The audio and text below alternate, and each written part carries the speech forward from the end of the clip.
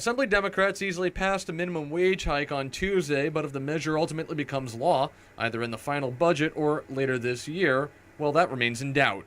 Whether it's done this month or next month or the month after really doesn't make a difference. The important thing is that it gets done. The Assembly's bill increases the wage from $7.25 to $9 an hour and ties future increases to the rate of inflation, a mirror of President Obama's proposal on the federal level. Governor Andrew Cuomo's budget would increase it to $8.75, but with no index.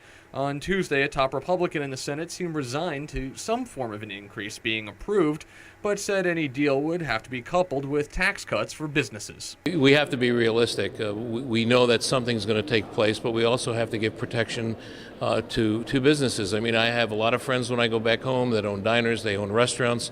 I think service industry needs to have some protection. Senator Tom Libbis also says that it's best to do the wage hike outside of the budget in order to negotiate the provisions for businesses. Lawmakers, meanwhile, last week agreed on a final revenue figure for the budget, finding that there was an extra $200 million more than Cuomo's spending proposal initially estimated. Now there's a push to restore funding cuts to a variety of areas in the budget. We're obviously concerned about the proposed mental health cut. We are concerned about education aid, whether we would like to see it enhanced.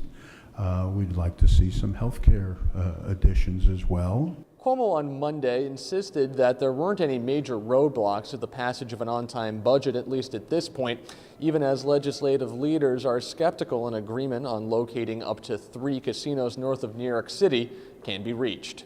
Minimum wage, casinos, they are tricky. The numbers are tricky.